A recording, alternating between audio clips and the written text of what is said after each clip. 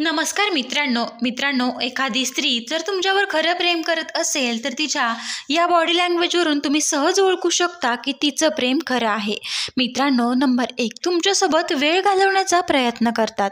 खरं प्रेम करणारी व्यक्ती तुमच्यासाठी वेळ काढते. त्यांच्याकडे कितीही काम असो, ते तुमच्यासोबत वेळ घालवण्याचा प्रयत्न करतात, कारण त्यांना कळतं की नात्यांमध्ये वेळ देणं किती महत्त्वाचं आहे. वेळ म्हणजे फक्त एकत्र बसून TV पाहणं नाही, तर एकमेकांशी बोलणं, एकमेकांना समजून घेणं.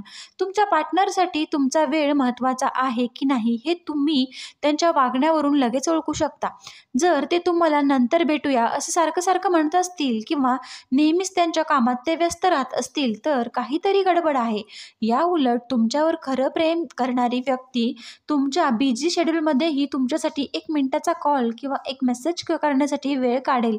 हे छोटं वाटेल, पण हे प्रयत्न सांगतात की हे तुम्ही त्यांच्यासाठी किती महत्त्वाचे आहात. आता आपण त्या खास गोष्टींकडे येऊया, ज्याबद्दल मी तुम्हाला सांगितलं होतं की नात्यातील प्रेमाची खोली आणि परिपक्वता. तुमच्यासाठी त्याग करतात. प्रेम म्हणजे त्याग, आणि खरं प्रेम करणारी व्यक्ती तुमच्या आनंदासाठी स्वतःच्या आवडीनिवडींचा त्याग करू शकते. याचा अर्थ असा नाही की ती व्यक्ती स्वतःला पूर्णपणे विसरून जाईल, पण तुमच्या आनंदासाठी ती काही गोष्टींचा विचार करते. उदाहरणार्थ, समजा तुम्हाला एखाद्या खास ठिकाणी जायचं आहे, पण तुमच्या पार्टनरला ते आवडत नाही, तरीही तुमचा आनंद पाहून ती व्यक्ती तुमच्यासोबत त्या ठिकाणी जाईल.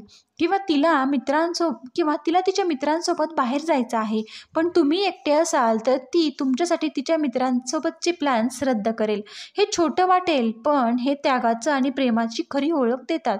खरं प्रेम कधीही मीचा विचार करत नाही, तर ते आपणचा विचार करतं. तुमच्या गरजा आणि तुमच्या इच्छांना महत्त्व देतं. तुम्ही आनंदी असाल तर ते आनंदी असतं. आता यानंतरची गोष्ट तर त्याहूनही जास्त महत्त्वाची आहे, आणि ती म्हणजे तुमच्या पार्टनरसोबत तुमच्या भविष्याची योजना करणे. तुमच्यासोबत भविष्याची योजना आखतात. जोडीदार जर तुमच्यावर प्रेम करत असेल तर किंवा ती भविष्याची योजना तुमच्यासोबतच आखतात. आपण पुढच्या वर्षी इथे फिरायला जाऊ, आपण घर विकत घेऊ, आपण आपल्या मुलांची नावं अशी ठेवू, अशा गोष्टी बोलतात. या गोष्टी फक्त बोलण्यासाठी नसतात, तर त्यांच्या मनातील तुमच्यासाठी असलेल्या जागा दाखवतात. ते तुम्हाला त्यांच्या भविष्याचा एक भाग मानतात. याचा अर्थ ते तुमच्यासोबत आयुष्यभराची स्वप्न पाहत आहेत. जर तुमच्या पार्टनरला तुमच्यासोबत भविष्य दिसत असेल तर तुमच्यासोबत भविष्याबद्दलची चर्चा नक्कीच करणार. पण मित्रांनो, त्याला भविष्य दिसत नसेल, फ्युचर प्लॅनिंग कळत नसतील, तर ही गोष्ट नात्यातील तुमची कमतरता दाखवते. तुमच्यासाठी खूप प्रयत्न करतात. प्रेम हे फक्त बोलणं नाही, तर कृती आहे. खरं प्रेम करणारी व्यक्ती तुमच्यासाठी खूप प्रयत्न करते. तुम्हाला आनंदी ठेवण्यासाठी, तुमच्या समस्या सोडवण्यासाठी ती व्यक्ती धडपडते. उदाहरणार्थ, तुम्ही आजारी असाल तर ती व्यक्ती तुम्हाला जेवण बनवून देईल, डॉक्टरांकडे घेऊन जाईल आणि तुमची काळजी घेईल. तुम्ही एखाद्या मोठ्या संकटात असाल तर ती व्यक्ती तुम्हाला सोडून जाणार नाही, ती तुमच्यासोबत उभी राहील आणि तुम्हाला त्यातून बाहेर काढण्यासाठी शक्य तेवढे ती प्रयत्न करते. खरं प्रेम करणारा माणूस तुमच्यासाठी काहीही करायला तयार असतो. त्याला तुमची काळजी असते, आणि काळजी फक्त शब्दात नाही तर कृतीत दिसते. हे छोटे प्रयत्नच त्याला जिवंत ठेवतात आणि नात्याची खरी ओळख दाखवतात.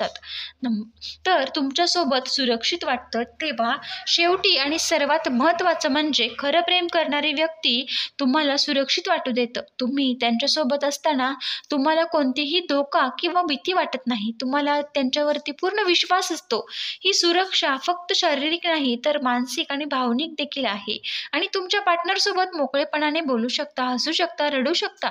तुम्हाला माहीत असतं की तुम्ही जसे आहात तसेच ती व्यक्ती तुम्हाला स्वीकारेल आणि तुमच्या निर्णयांचा आदर करेल. हे सुरक्षित वाटणं म्हणजे तुम्हाला जगातील सर्व दुःखांपासून मुक्त झाल्यासारखं वाटतं. मित्रांनो, पार्टनरसोबत असताना तुम्हाला जगाची चिंता नसते, कारण तुम्हाला माहीत असतं की कोणीतरी तुमच्यासोबत खरं प्रेम करते, आणि हेच खरं प्रेम आहे. मित्रांनो, व्हिडिओ आवडला असेल तर तुम्ही नक्कीच लाईक करा, शेअर करा आणि चॅनलला भरभरून प्रतिसाद द्या. मित्रांनो, तुमच्या एका लाईक आणि शेअरमुळे एखाद्याचं आयुष्य नक्कीच बदलू शकतं. तर मित्रांनो, व्हिडिओ पूर्ण पाहिल्याबद्दल तुम्हा सर्वांचे मनापासून धन्यवाद.